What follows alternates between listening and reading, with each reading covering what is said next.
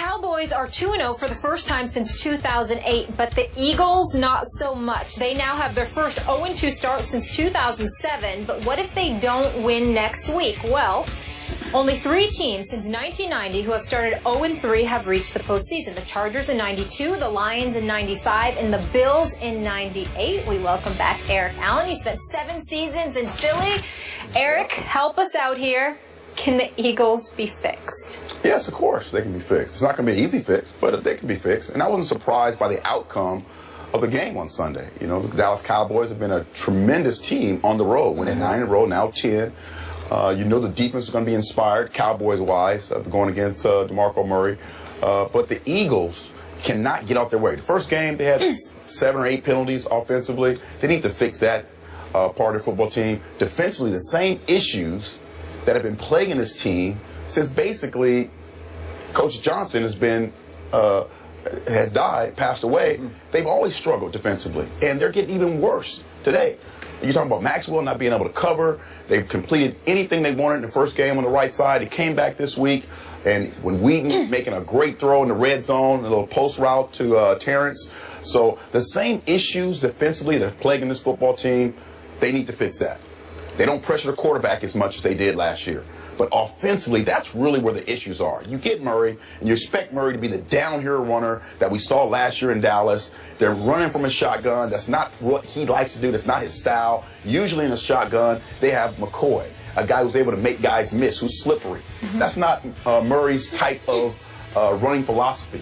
They did an outstanding job on Sproles. Dallas Cowboys did yesterday. They were inspired defense. So this can be fixed, but they first have to fix the point of running the football effectively. They need to find out. And again, you're going to install the I formation? No, they don't need to install the I formation. But offensive line-wise, you need to do a better job of sealing, giving him a hole where he can hit the hole and not go from sideline to sideline. And Chip Kelly has been successful everywhere he's been. He's going to be able to change up and make sure that his running back that he got from Dallas is able to help his football team. And the only way he's able to do that is by offensive line and getting some holes where he can run straight up and down the field. Eric Allen, I need you and folks outside of Skip Bayless. I'm talking about people that played in the NFL to find success for me. I understand where you and I are coming from. But with all due respect, I am getting sick and tired of people telling me that Chip Kelly was successful. Chip Kelly won football games. Chip Kelly never won a national championship. Right. Chip Kelly missed the playoffs last year. Chip Kelly is a good football coach. But I do believe that we have the right to sit there and say, or distinguish rather, the difference between being a winner and being good. There is a difference. Do I think Chip Kelly is a good coach? Yes, the record mandates.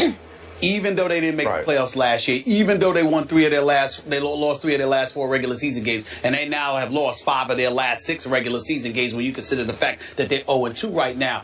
There's no arguing that in 2 seasons in Philadelphia, Chip Kelly is 10-6 both seasons. He ain't 6-10. So we're going to sit there and give him credit where credit is deserved and say he's a good coach. But there's a difference between being good and being a winner. And I have yet to see Chip Kelly validate that he is a winner. So now we look at the fact that he is no longer in college and he's on the NFL level, and now he's controlling stuff because he's the de facto GM essentially, and he's calling the shots in terms of getting guys out there.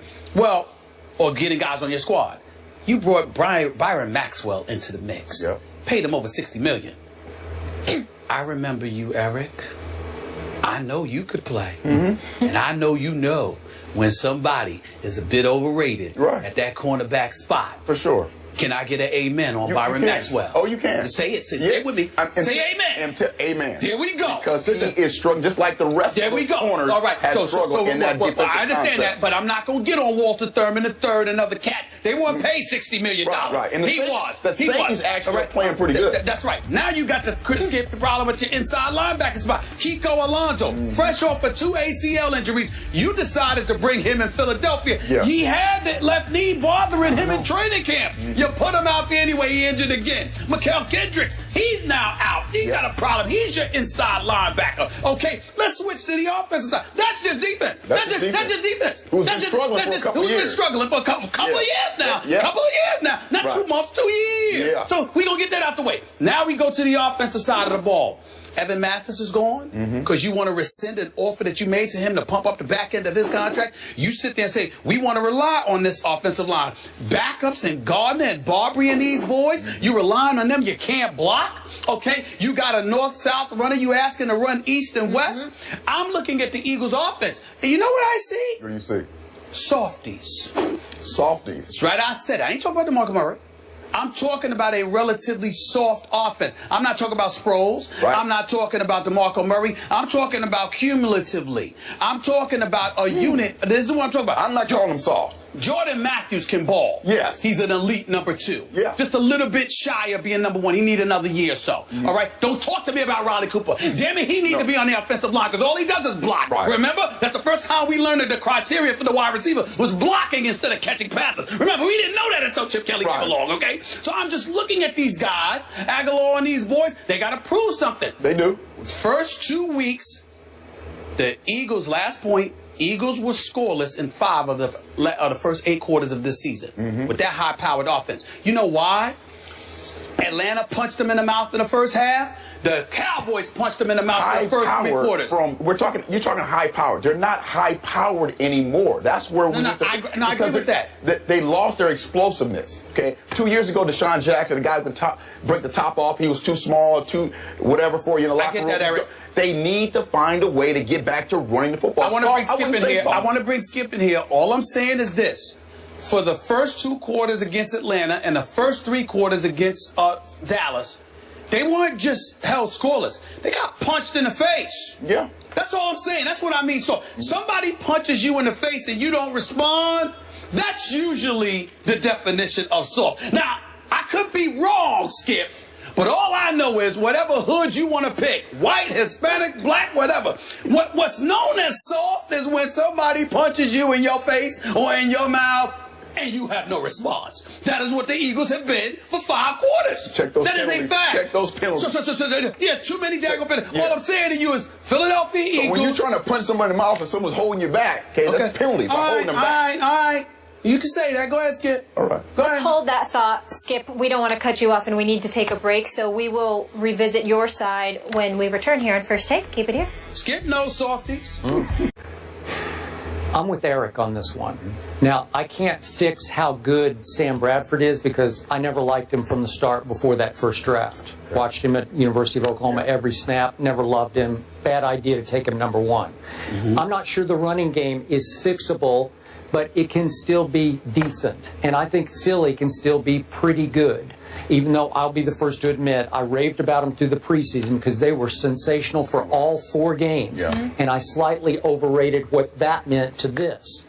But I must say, you brought up the second half at Atlanta. I saw the preseason Eagles in the second half at Atlanta. Right. I saw them just rock and roll up and down the field, and they came from 20-3 down at halftime. And if Parkey had made that, what was it, like a 44-yard field goal, they win the game. I'm pretty sure we're talking about the 1-1 Eagles.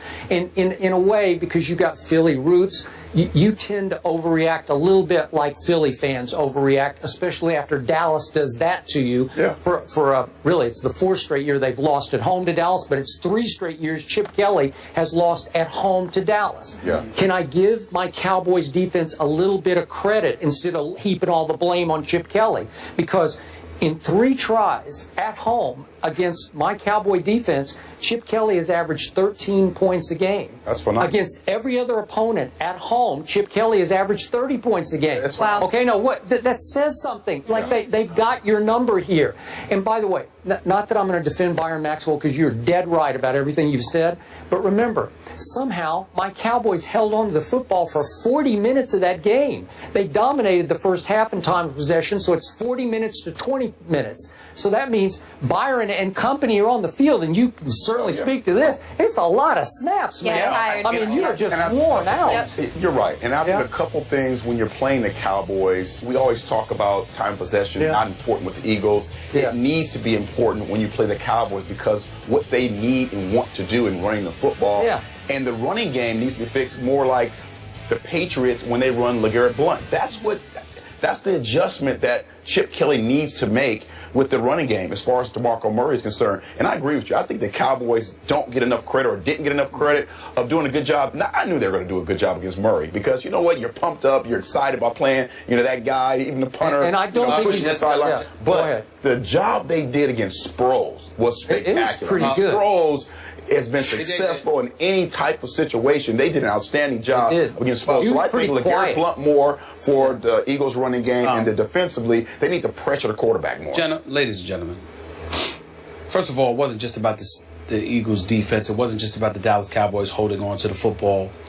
The Philadelphia Eagles, they went 3 and out on 5 of their first 7 possessions, and the other 2 were 4 and outs.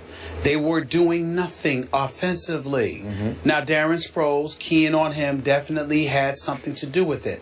But if you have no running game, because Ryan Matthew only gets 1 attempt, and DeMarco Murray's, you got him running east and west instead of north and south, then all of a sudden that allows you to key on other dudes. What makes Des Bryant special? There are plenty of plays where you know exactly what the Dallas Cowboys are going to do. And Des Bryant says, so what? What you going to do about it? I'm with Joe Montana last week again. Other than Jerry Rice, tell me a receiver that you wanted to play with. He said Chris Carter, our very own Chris Carter. Why? He said because from the time we were in the Pro Bowl together, he said just throw the ball up. I'll get it. What happens is that who is that person on the Eagles? The fact is no one is. So now we get to Chip Kelly. Back to Chip Kelly. Because Chip Kelly is the one that made those decisions. He made those modifications. Can it be fixed? Of course it can be fixed because they have the talent. The question about them is their culture and the toughness that comes with it. Because as individuals, we know individually they are tough. But Eric, you have played on teams where you're tough, and you could pick out a guy on the line, he's tough, and another guy in the secondary, he's tough, and another guy in the offense, and he's tough. But collectively, if you're surrounded by a bunch of dudes where Chip Kelly is breathing in your face about, just do this the way that I say, and do that the way that I say, and we will be perfect.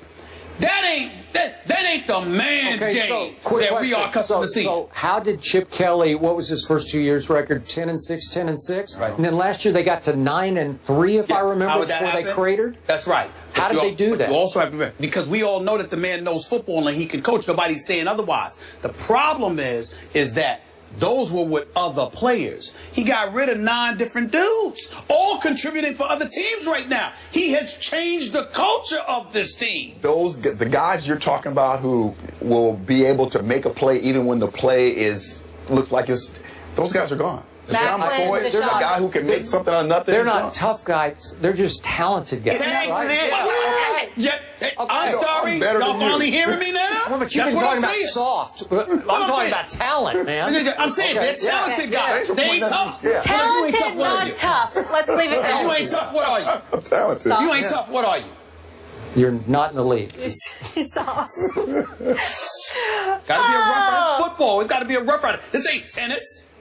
We got to put flags on the quarterback, though. Yeah. Eric, thank you so much for being with us. Right, this was fun. We appreciate you. Enjoy the games tonight. Yes, the game. Sure. Week 2 was a role reversal of sorts for the 1 and 2 picks. I'm confused, gentlemen. Need you to help me out. So what did Week 2 tell us about Mariota and Winston?